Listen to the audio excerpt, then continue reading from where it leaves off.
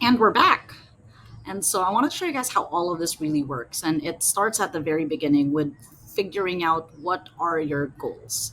I know it seems simple, but actually just sitting down and figuring out what is it we're trying to achieve. So we want to teach the model what is important to us as a brand, or as a company. And so what are those specific goals? Some of the usual ones would be obviously general engagement, getting users to open the app, use the app, interact with different sections, verticals, etc. Conversion, getting them to add intent, add things to cart, add things to wish list, or go for a run or sign up for something. And so there's like, I guess, intent signals, getting them further down the funnel. And then there's a conversion events, whether it's a revenue event, subscription, getting them to shop, getting them to order, getting them to subscribe, and so on. At the end of the day, there's also something about with churn users, some reactivation goals there. So getting inactive users to come back. So what would then be the events that align with these different goals? And so once we have a really incredibly easy we have an easy integration process that you can take a look at in terms of our docs. But this page that you're seeing here talks about all the different funnel events and the different stages that they are part of. And so we consume all these events and we translate those events into goals within our funnel. And so a while ago, we were just talking about what our goals are, but really figuring out and mapping which of these events belong to the intent signal, which of these events belong to conversion. We want to show the model which actions we want to drive. Of course, we all want to drive conversion events, but with AMP, we also try to see okay, if someone is not open to converting right away, maybe we want to nudge them towards an add to cart. Or if someone isn't quite an add to cart, maybe we encourage them to do some engagement within the app, because all these different signals are important and help us learn more about these users. Not every user is going to go straight and buy something. And so we want to nudge them slowly into the different things and make sure they don't churn as well. And so going through all these events and adding them and classifying them is an important part of this. We also allow and have we also have the capability to create segments or audiences. And obviously, I mentioned a while ago that the model can do this for you and tell you a lot about who's inactive, who's lurking, who's recent, who's active, who's new, etc. But there will be campaigns, and we've seen this across. This is a question that everybody asks, like, can I create segments? Yes, you still can.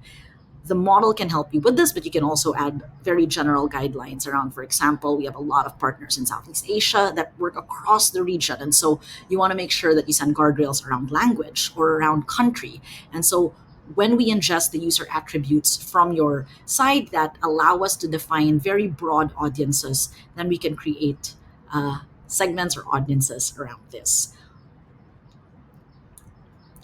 And so it's a little interesting because I don't want to hate on anybody, but this is just an example of how a usual, I guess, CDP or a more manual way of segmentation and what happens when that's formed.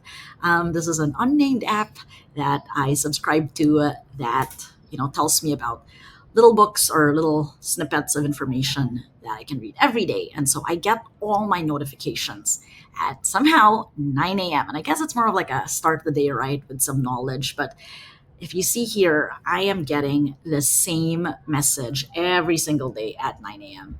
And honestly, I've kind of just blocked it out. And this is what happens. And it's not their fault. This is a product of the outcome, or this is an outcome of the tools that they have, because they have to manually segment, because they need to optimize timing on a segment level, or when a user is actually most active on the app.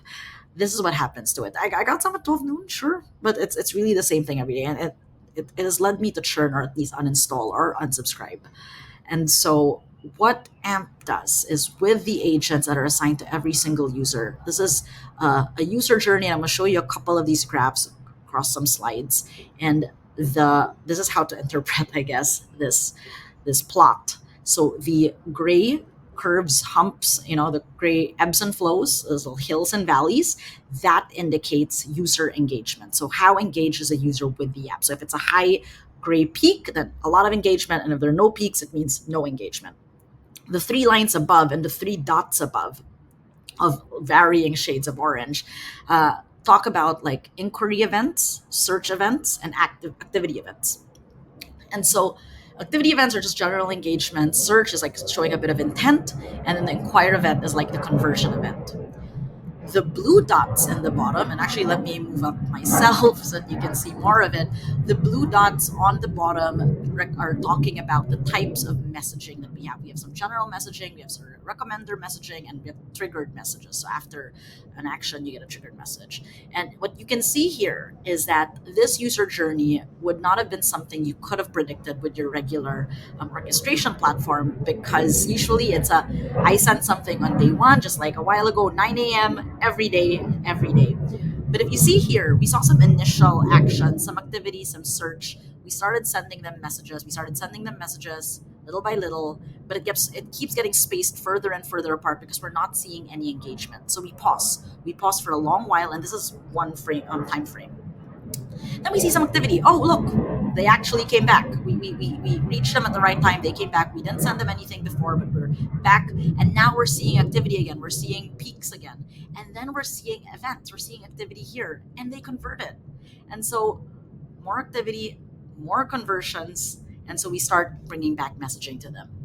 If you've played with any CRM or orchestration platform, you know that you couldn't physically orchestrate this on a user level. It would have been fixed dates, T+3, T+5, and so on. And so how would you then predict this, right? Another example of this would be a user that is a lot more, I guess, chill and unengaged, disengaged with the app. And so we don't send them a lot. If you notice, there's a lot of gaps in between. This is the same time frame from the previous slide. And here we're not sending them anything at all because, not engaging. We send one here. Oh, look, some engagement. They do some activity. So we send them a couple messages, but nothing again. So we lay low. We try again with some different messaging, and we see now more engagement. Look, a series of messages, some conversion, and then engagement again. So again, just looking at the difference between these two very different types of users, same time frame. The agents are the ones doing the decisioning and making sure that they choose from the right content to send at the right time on the right channel to the right person. And so that's how this works.